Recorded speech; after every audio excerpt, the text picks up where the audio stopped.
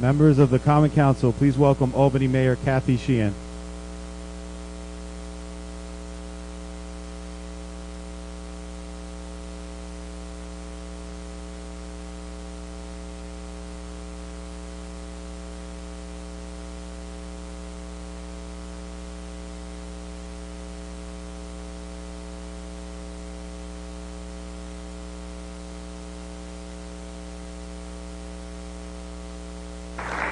Good evening, everyone, and thank you so much for coming out tonight for my 10th State of the City. We are honored and privileged to be joined by our Lieutenant Governor, Antonio Delgado. Thank you so much.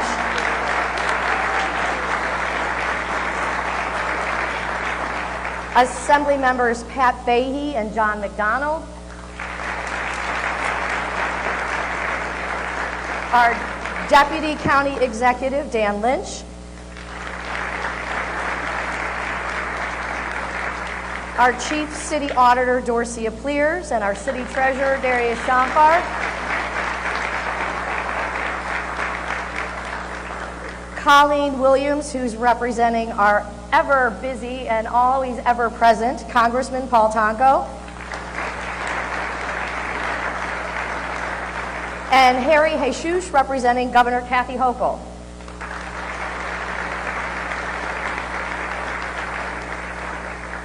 I want to welcome the Albany Common Council, led by President Corey Ellis, President Pro Tem Kelly Kimbrough, and Majority Leader Ginny Farrell, and the rest of the council members. Thank you for being here this evening. And before I begin, I do want to say, in the context of the mission that we have in city government, that mission is for us to serve the city of Albany. It's our job to provide the services and support that build safe, healthy, and economically vibrant communities. And I do have to say that in light of the murder of Tyree Nichols, I just want to acknowledge that we are all always called upon to do better. And that when we see injustice, it is our job to look to ourselves and to one another and say that we can do better. And I believe that Dorcia Pleers, our Chief City Auditor, actually said it the best when she issued a statement asking the question, when will we ever experience Dr. King's dream of justice rolling down like water and righteousness like a mighty stream? But each and every one of the elected officials here and the community members here, I believe, are working to ensure that we reach that dream and that collectively we can do that together. I also want to acknowledge that we lost some incredible public officials in 2022, people who did amazing things for our community, as well as community leaders who, even though they never held elective office, they sure held our feet to the fire. And we are grateful for them, and they will be missed. We also lost many of our city employees and retirees, including most recently Ed Bierhoff, the Vice President of the Firefighters Union. So I ask you all to join me in a moment of silence as we reflect on the importance of the individuals who traveled through our city on creating that more perfect and better future for our city.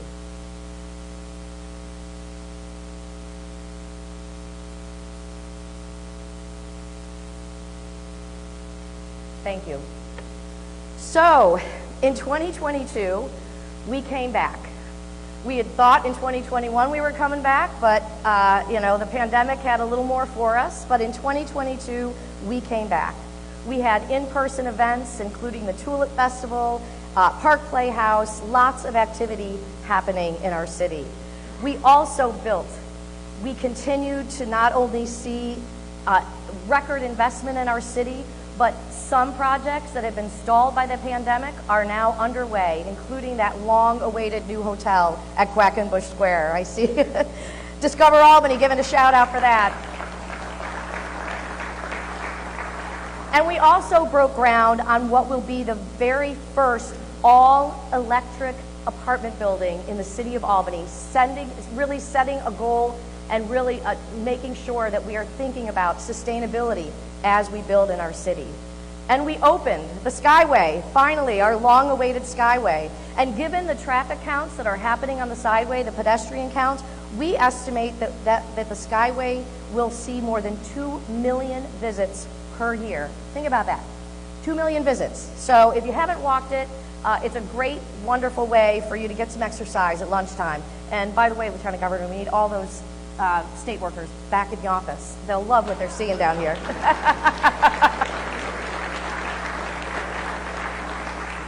We reimagined Quackenbush Square, and I want to thank all of our partners in making sure that that new reimagined space is there, and it is going to provide the opportunity for us to have wonderful, wonderful activities right near the Skyway. And new small businesses opened across the city. And we delivered. Our workforce responded to emergencies, we repaved roads, a record number of streets, as a matter of fact, and we ensured that we had safe drinking water and that we were providing the services that our residents need and expect. And at this presentation in 2021, we spoke about our need to secure federal pandemic relief. Thanks to many people in this room, that was secured. And then we got about the work of ensuring that we were doing all that we can to get that money out into our city.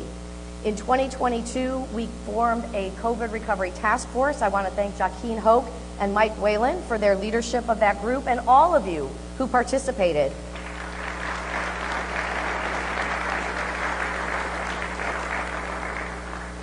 And so in 2023, we are going to see that money at work, and it would not have happened without community members and council members and others from our city workforce who stepped up, like Judith Mazza, Rosalind Jefferson, Zach Simpson, Peter Schaffling, Marjorie Geiger, Mike Whalen, Jonathan Scherzer, and council members Sonia Frederick, as well as Alfredo Ballerin, Megan Keegan, Sergio Adams, and Gabriela Romero and Owusu Onani. All of you stepped forward and worked to ensure that we were reviewing those applications. Our city staff did amazing work.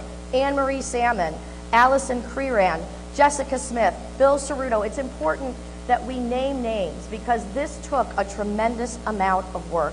Sarah Camp, Perry Stoll, Liz Harris, you all stepped up because we knew we had an unprecedented opportunity to make an investment in our city. And so you made our job hard. But I couldn't have done it without our city treasurer, Darius Shanfar, without Corey Ellis, Kelly Kimbrough, and Ginny Farrell, who worked really hard on reviewing these applications together with Marisa Franchini and our Commissioner of Administrative Services, Rachel McEnany. And what did we do? Well, we awarded $25 million to 35 programs and projects. 75% of that money is going to build affordable housing, affordable home ownership opportunities, and provide essential access to all sorts of services, health services, mental health services in our neighborhoods of highest need.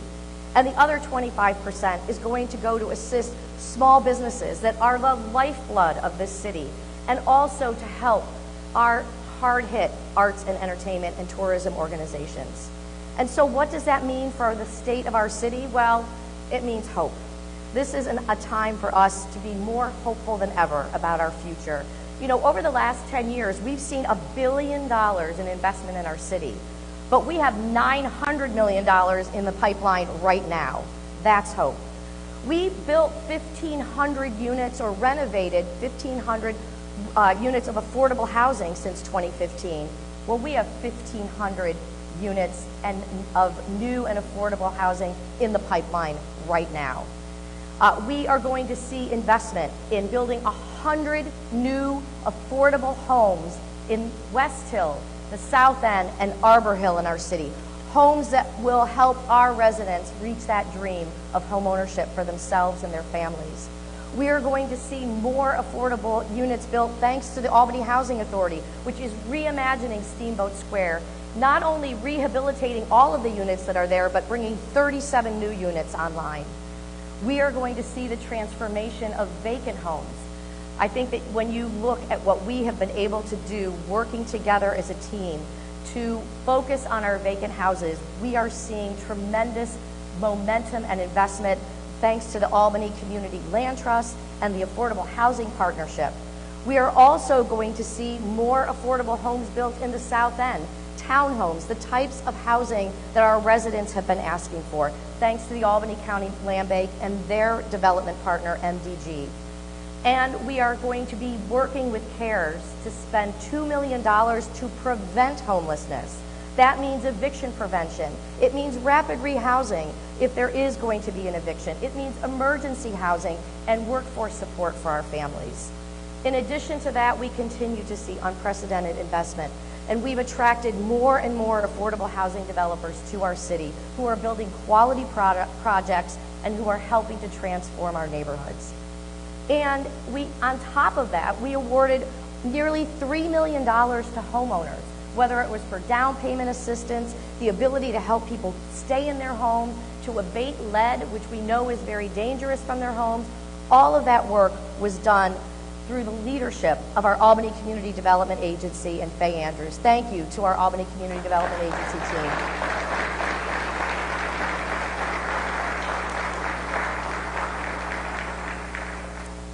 And through a grant that we received from Johns Hopkins, we embraced a program that is really working throughout this country, Love Your Block. We made 35 repairs. 64 volunteers participated, including the Carpenters Union. I've got to give a shout out to our friends in labor. We couldn't have done it without them.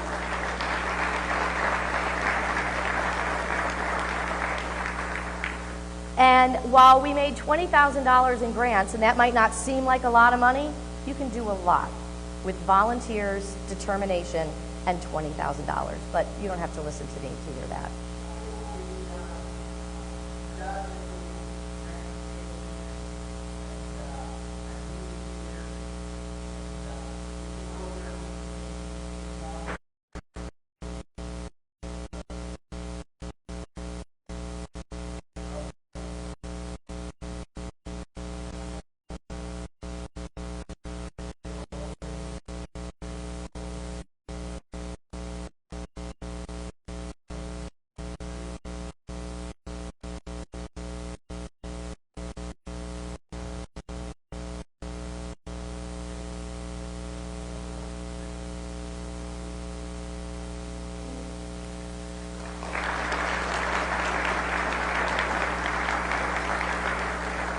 I want to thank everyone who helped make that program happen, and that is what it means to bring hope to our neighborhoods and our communities.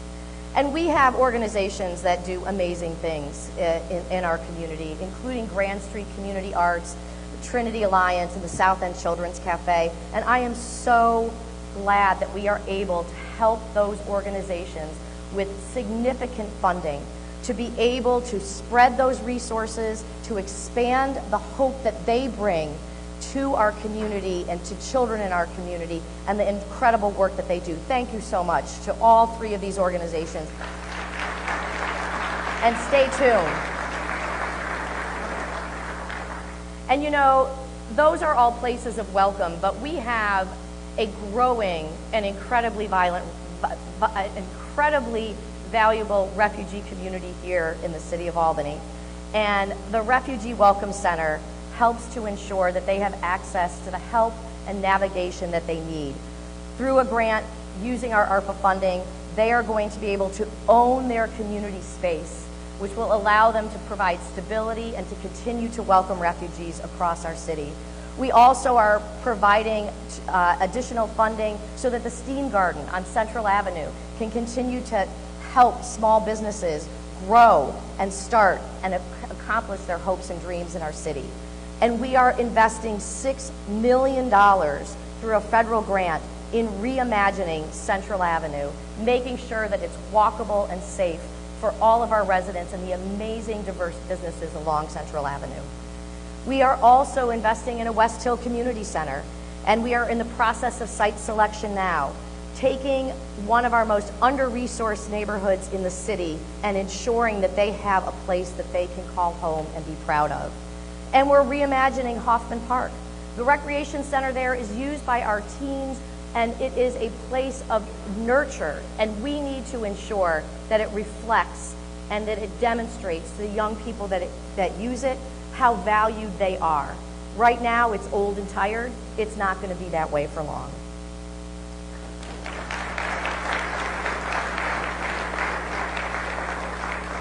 And as we think about those spaces for our neighborhoods, we also have to think about those spaces that welcome everyone from across the region to our city. And so the Clinton Market Collective, after a few delays, is now fully funded. Construction is beginning, and we will see it completed in 2023. A new space near the Palace Theater where you can bring your family and enjoy food trucks before a show, where we can have the opportunity to listen to local music and have our entrepreneurs use that market as a place for them to start their small businesses. It'll be a new and grand welcoming to one of the busiest entryways into our city. And we're again reimagining Clinton Avenue, reconstructing it to make it safer for pedestrians, safer for everyone who's using it. And again, that is something that you can look forward to in 2023. We're also renovating ball fields, we're installing new trees, and we are reimagining the space right out here. Park Playhouse is free theater that has existed in this city. It is like no other place that I have ever seen in the country. Free, high-quality professional theater. And we are going to reimagine the space where people come and engage with that. And I want to thank the Department of General Services under the leadership of Sergio Panunzio for partnering with these community organizations, because the funding that we had available wasn't enough. But the Department of General Services said, we can do this. We can partner alongside these community organizations and help them to transform their visions for their parks and their neighborhoods. So thank you to Sergio and his entire team.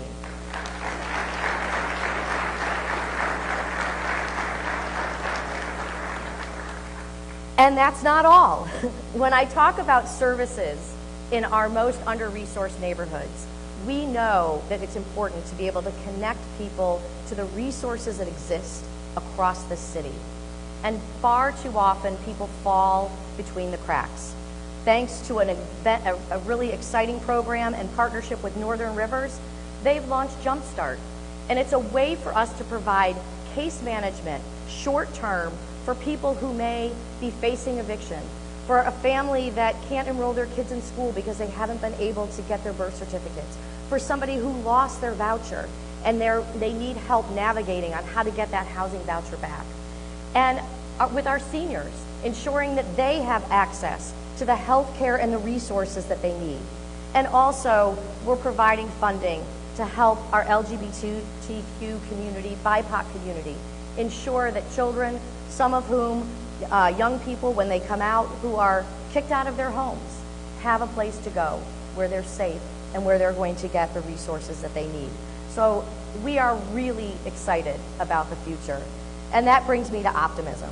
I mean, when we think about what all of this can create in our city, there is a reason for us to be hugely optimistic. Our small business support has been top of mind, and we are supporting our small businesses through not only through the pandemic, but now that we're coming out of the pandemic.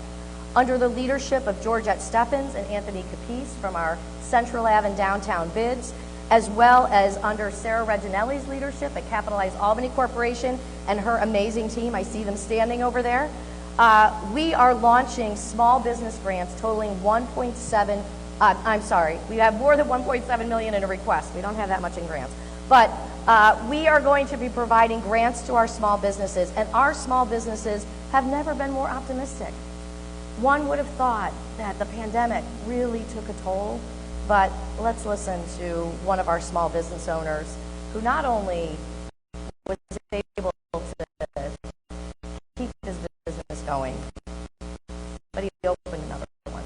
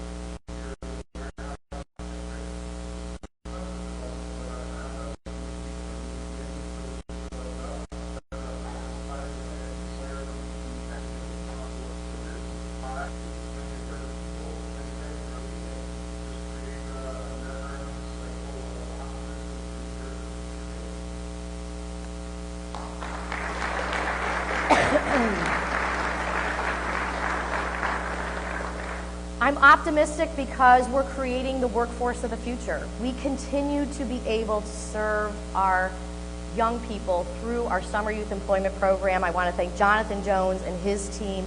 It was incredibly challenging during the pandemic, but our employers stepped up, our city offices stepped up and said, we have to engage as many of these young people as possible through this pandemic, and we succeeded in doing that.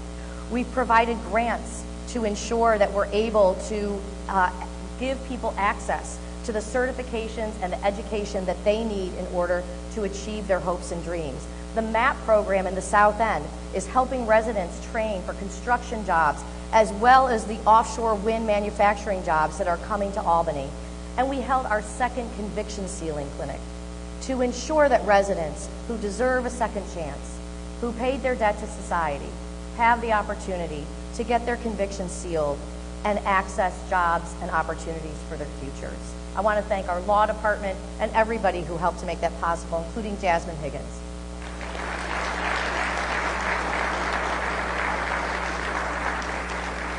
And with our ARPA grants, our RISE, which is our another refugee resettlement organization, is going to be providing workforce linkages. And we also have an exciting application that was awarded to reimagine how we train the much needed workforce that we need in our restaurant industry. Discover Albany is going to throw a huge party, no pressure. But we are going to become the place to be for Halloween weekend, all things Albany, and we're really excited about that because we have to have fun, right? Public art, the arts, the incredible USS Slater, which is the most visited local site, and I see BJ Costello over there, all run by volunteers, is going to be getting the education center that it very much needs, and it's going to help us to ensure that young people have a place to go and learn about this incredible asset in the city of Albany. Our incredible historic museums, our historic homes are going to use this funding to help get some facelifts, but really focus on ensuring that people in the neighborhood are more connected with these incredible historic treasures. We are going to be making improvements on the waterfront. We're going to be providing new wayfinding downtown. We're going to be making our parking lots a little more safe. And some of this work is already done. The lot is open at Cap Rep, and the tool library is open at a Historic Albany Foundation. So thank you to everyone who is giving us such optimism. And you know, I might be a little biased, but I have always been proud of this city. And as we've come through the pandemic, I couldn't be prouder. That's why we decided to talk about our ARPA funding as Albany for All. As you will see, there was something in there for everyone. But Albany for All, powered by pride and potential. And we have much to be proud of. We are opening a new Department of Neighborhood and Community Services so that we can be laser focused on the pride that exists within every neighborhood and neighborhood association across our city. And I want to thank the leadership. Faye Andrews, who I gave a shout out to, is moving to a new role as commissioner of that department. And I know that she will do a phenomenal job because of the amazing experience that she has with the city of Albany. And I also want to introduce the new deputy commissioner, Alyssa Kane, and the director of the new neighborhood office, Sarah Camp, who many of you know, who's worked for the city for years. But this is about ensuring that we are focused on doing all that we can for every neighborhood in our city. I always say, I never will stake a claim to perfection. We sometimes make mistakes. But I see a workforce when I look out every day that cares, that wants to do the right thing. And I'm hopeful that this neighborhood and community services will allow us to do an even better job of that. No pressure, guys. We're building a new Lincoln Park pool, finally.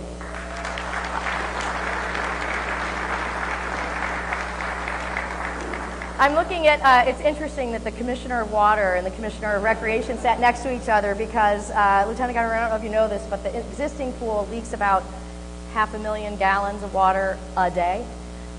So this has been an ongoing, long-standing problem, but thanks to the generosity of Ed Mitzen and the Business for Good, he has donated $1 million and he's committed to raising $10 million. And thanks to Anne Marie Salmon, who worked really hard on a grant that we hope that we get, we are going to break ground and build this new pool, and it will be something that we can be every bit as proud of in 2023 as when that first pool was built back in the 1920s. Thank you to everyone who helped make that possible.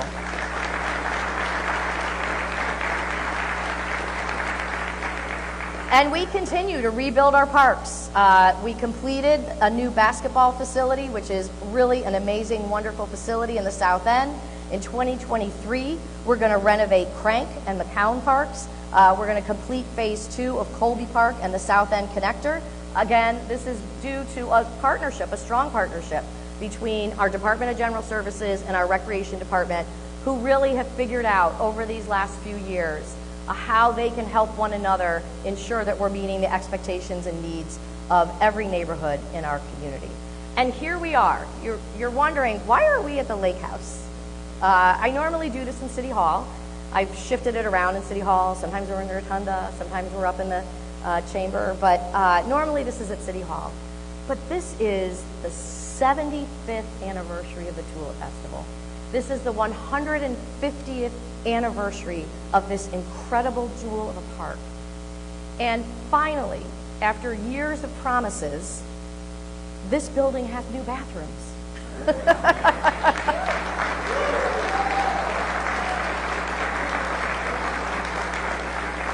You know, when you're mayor, you think that there are certain things that you get to do that are just going to be easy, right? So I became mayor, and I'm like, we need new bathrooms, right?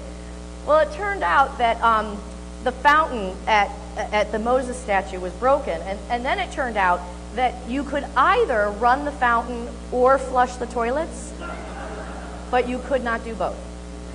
So it took longer than we expected and longer than we wanted, but isn't this amazing? This place,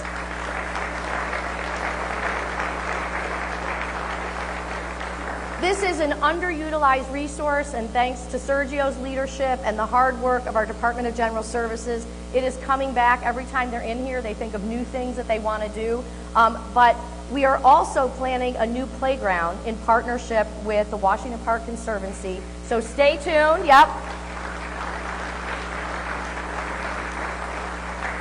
And of course, our amazing city gardener is going to provide a spectacular show here for Tulip Festival. It was amazing last year. I don't know how they're going to top it, but I hear that they are. And I also want to thank Alea Medina and her team at Cultural Affairs for all that they do to bring exciting, great, live, in-person events across our city. So stay tuned, but you got to come to the 75th Annual Tulip Ball.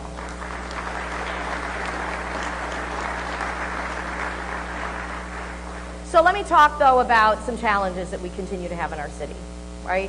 We continue to have some challenges with our landlords. And thanks to the leadership of our law department and other advocates, we are now holding those bad landlords accountable. We've seen a 255% increase in the number of cases that we're bringing against landlords who don't have a valid residential occupancy permit. And we passed a law that says, you know what? You can't evict someone from an apartment that doesn't have a valid ROP. And thanks to John McDonald and our friends in the state legislature, the state thought that was a swell idea. And so they have now codified that, and they're looking at doing it across the state. And so that's how, when we work together, we can really change the trajectory for our families. And we're holding banks that are bad landlords accountable. We have succeeded in securing hundreds of thousands of dollars from zombie property owners, and we're going to continue to do it. And again, I want to thank our Assembly Member John McDonald, our State Senator Neil Breslin, Pat Fahey, for supporting our efforts, because it took a change in the law for us to be able to do that. So thank you. That has resulted in a 61% decrease in the number of demolitions happening in our city. Yes, I look over at our historic Albany partners.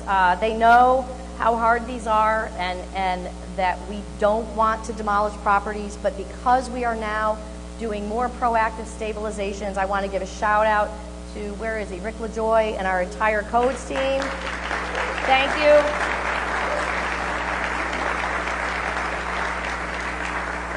And it took hiring Sam Wells. We didn't have a single person who worked for the city whose job it was to focus on these buildings. And so we created that position, actually thanks to a grant from the state, and we've continued to fund that position because we are going to, and we already are making a difference, but we are going to eliminate this blight from our city. And now you all will have access to more information than you've ever had with respect to blight. We have, thanks to Rick's team, and I'm trying to see, anyway, are you the only one here from Codes? Oh, Val. Oh, great, yeah, so Val did, I think, most of the work, sorry. We are providing residents access to an online tool. So don't rent an apartment if it doesn't have an ROP, and guess what? You'll be able to find that at your fingertips. You'll be able to find out whether there are outstanding code violations on that property that's a blight to your block. I know that as council members, this is something you've been asking for. As a matter of fact, I think you mandated that we do it. So thank you, because we've done it. We also cleaned 2,500 lots. We emptied 27,000 garbage baskets. You know, we want to bring pride back to our city. And I think when you hear from this Department of General Services employee, you're going to hear that we're asking our residents for help because the pride in our city, our workforce has it.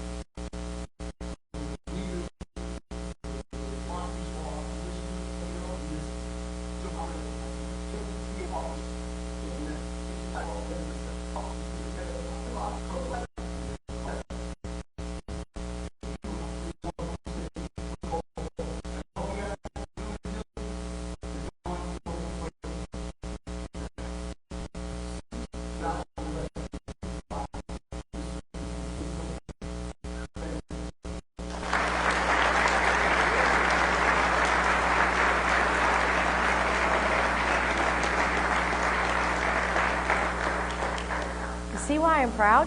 I don't know if you guys remember this. I got a sign that was left in front of City Hall. It says, if you can't read it, Kathy needs to fix these damn potholes.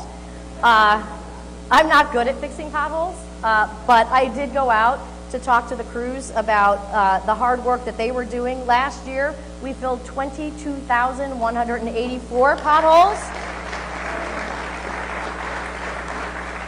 We repaved 10 plus miles of streets and rebuilt 5 plus miles of sidewalks.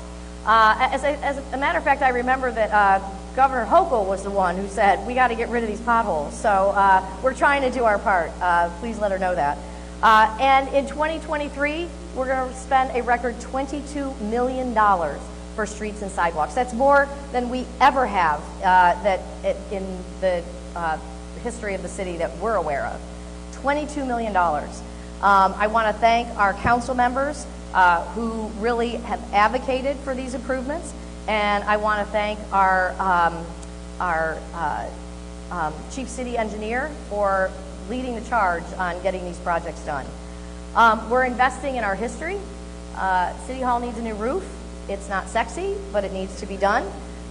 It's going to cost about $15 million. If anyone wants to have a roof named after them, come see me afterwards. But in all seriousness, I want to thank our Senator Schumer, Senator Gillibrand, and Congressman Tonko for helping to secure some of the funding that we need to do this, as well as Governor Hochul and ESD. They're going to be kicking in a little bit of money too, but we still need a little bit more. And we're rebuilding our urban forest. We now have a plan. We have a city forester, Jay Levine, who is passionate about trees. All I'm going to say about this is, if you want to have a really fun night, and I'm totally serious, invite Jay to do a tree talk town hall. Some of the council members here have taken advantage of it, and I see you nodding, and it's great. It's a great opportunity to engage every neighborhood in really focusing on what it means for us to take care of and build our urban forest. And in Albany, we care about this stuff. We have 700 plus backyard composting participants. I'm one of them. And the compost works really well. And we more than doubled our investment in water infrastructure. So let me just say what that means, right? From 2014 till today, we've invested $127 million in water and sewer infrastructure under the leadership of Joe Coffey. In the prior 10-year period, it was about $60 million. So more than double. We care about our future. We care about sustainability, and we demonstrate that with where and how we spend our valuable dollars. And we have clean water. We're cleaning the Hudson River, which is critically important to those in this room who are advocating for bringing us closer to the river. I'm going to talk about 787 in a minute, but those who want us to go closer to the river, we need to make sure that river's clean before we get closer to it, and we're doing that. And we also, in 2022, we removed 439 full lead services were replaced. We gave grants for some of those. As many of you know, I joined our vice president at the White House and a group of mayors and other leaders from across the country to get the lead out and to commit to getting the lead out. The goal is 2030. We had initially set a goal of 2040. We accelerated that to 2034. I'm looking at Joe, and I begged for a lot of money when I was down there. So we're hopeful that we'll be able to get the resources that we need, because our children deserve to be safe. No one should have lead in their water. And it's heartbreaking to see the challenges that have been created for families, and particularly disproportionately poor Black and brown communities, when we don't make this a priority. We don't have to invent anything. We know how to get the lead out, and we're committed to doing it. We also have expanded EV access. We converted our street lights. We have to reach our goal on our climate action plan, which calls for a 40% reduction in 1990 emissions by 2030. And we are focused on an EV fleet.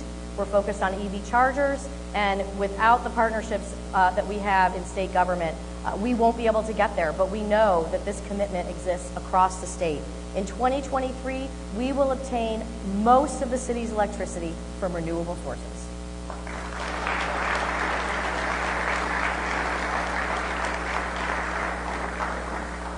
So let me talk about the folks that work really hard to keep us safe as we advance and see all of this great investment in our city.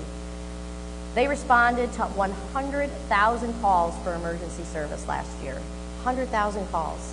That's why the very first ARPA purchase that we made was a second set of turnout gear for our firefighters.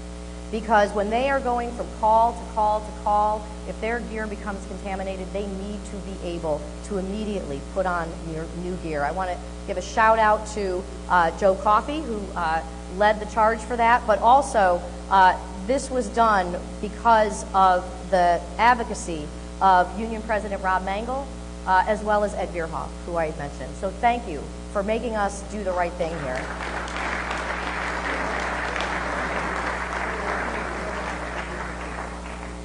And we're implementing police reform. It's policing reform, right? We have to think differently about how we deliver public safety to our community, and we have to do it with our community. So thanks to everyone who participated in our Policing Reform Collaborative, we now have a roadmap.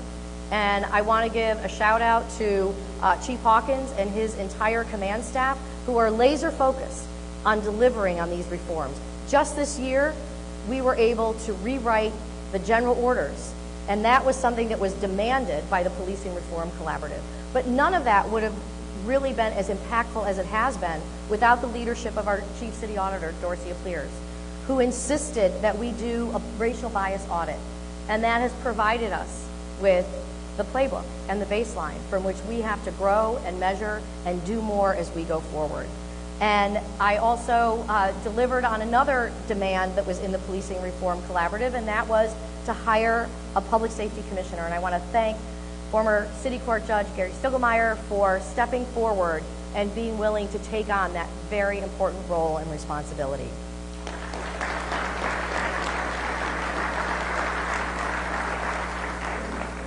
Our police department removed a record 147 illegal guns from our streets in 2022. Most of those guns came from outside of our state, which is why it is so important that that we saw the state make unprecedented investments in the largest crime analysis center in the state, which is housed right here in the city of Albany. And I want to thank the state for being incredible partners in ensuring that we have real-time access to the data that we need so that when there's a shooting in this city, when we find a shell casing, we are able to connect the dots, make arrests, and ensure that our residents are safe from gun violence. Thank you to everyone for their leadership.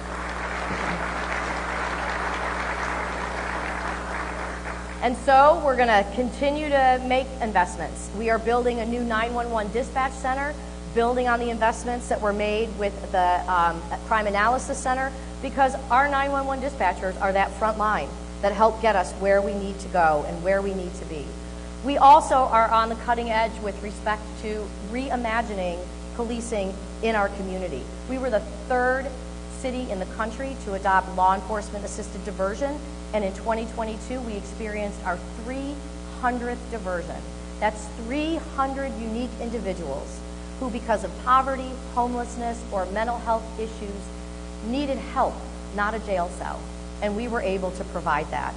And I want to thank Senator Breslin and Assembly Members Fahey and McDonald for providing a $300,000 grant to help fund those efforts, and our county executive. The county is a partner in this, and they secured a $1.26 million grant for us to be able to do this important work.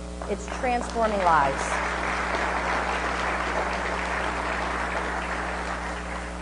And policing has changed. We and cities across the country have to reimagine how we hire individuals to perform public safety. It doesn't all necessarily need to be a sworn officer with a gun. So our police chief, who is on the cutting edge and innovative, is going to be launching a new auxiliary police program this summer. He is going to be hiring civilian, non-sworn employees to assist with parades and festivals and parks and green spaces. And this will help to mitigate some of the staffing shortages we have, but it will also provide us with a pool of individuals who may then be interested in becoming sworn officers. And so I want to thank, again, council members who really brought this forward to us, made this request, and we are delivering on the great ideas that you have brought forward to us. So more to come. We are also investing $1 million in expanding our speed hump pilot program. This is working. I'm hopeful that we can get people to change their habits because it's also really expensive. But on the streets where we have installed speed humps, speeding dropped to less than 3% of the vehicles on those streets speeding. So this is another initiative that was led by the council. I want to thank them for continuing to ensure that we are approaching this in a fair and equitable way across our city. We are also reimagining how traffic travels through this park. We completed the Washington Park area traffic study. Now we just have to fund it. So, but as you have seen, I am always optimistic because I think when you have great ideas and when you have a plan, you are able to find the funding to make it happen. We are also attracting and retaining the public servants that we need in order to be able to do this really important work. We were one of the first cities in the state to do a comprehensive pay study. I want to give a shout out to Rachel McEnany and Anne Marie and Tatiana Diaz and Diane Moore, Gideon Grande, our new budget director. Sorry, I don't know why I couldn't come up with that one. For figuring out we could pay people and our workforce and provide them with the salaries that they deserve. And I'm just going to end by saying that I'm not ending. I'm going to go through some very quick slides here. But you know, you talk about pride. Did you know that ALB vodka from Albany Distilling, started right here in the city of Albany, is now the house vodka at Madison Square Garden? Who knew? Who knew? So there is great things happening in 2023. Some of these are going to be happening during the course of the year. We're going to see the benefits of them in 2024 and 25. We're building the nation's first offshore wind turbine tower manufacturing facility. We're imagining a new future for 60s era towers that are now empty and that could provide the opportunity to create jobs and opportunities in the South End. We are transforming the Central Warehouse, again, thanks to Governor Hochul, Empire State Development, Redburn Development, Columbia Development, Capitalized Albany Corporation, and Albany County. We finally figured it out, and we look forward to this transformation. We are reimagining 787, whether it means bringing the river into the city, building a park over 787, taking 787 down, but $5 million under Pat Fahey's leadership has been acquired to be able to really get serious about thinking about our relationship with the Hudson River.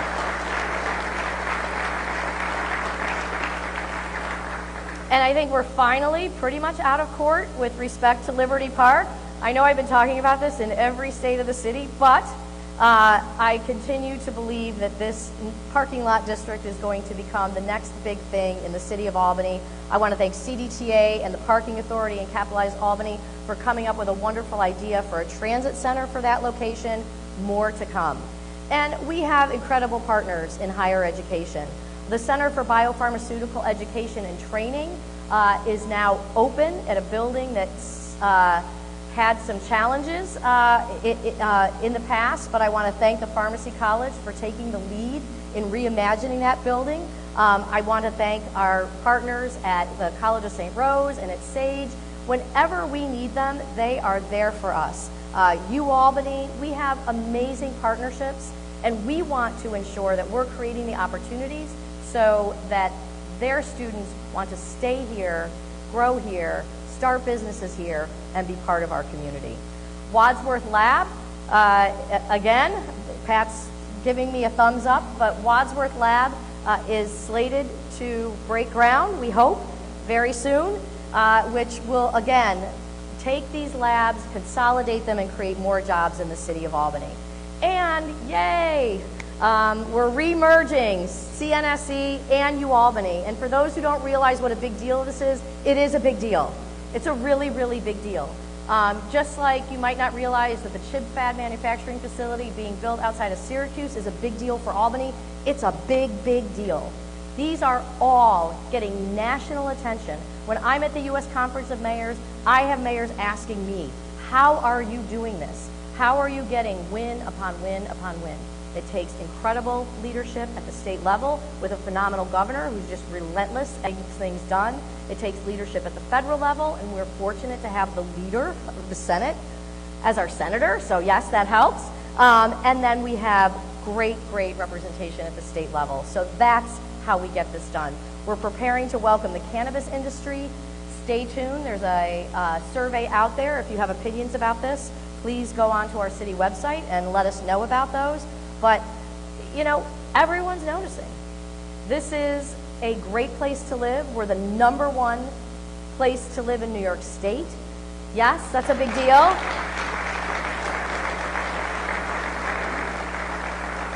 We're a great place for immigrants, which we need. We would have had a net loss of population if it were not for immigrants coming to our community. And we are a great place for young professionals. This is our city. This is who we are. And as I look around this room and I see our former Assembly member, Jack McEnany, who is a city historian.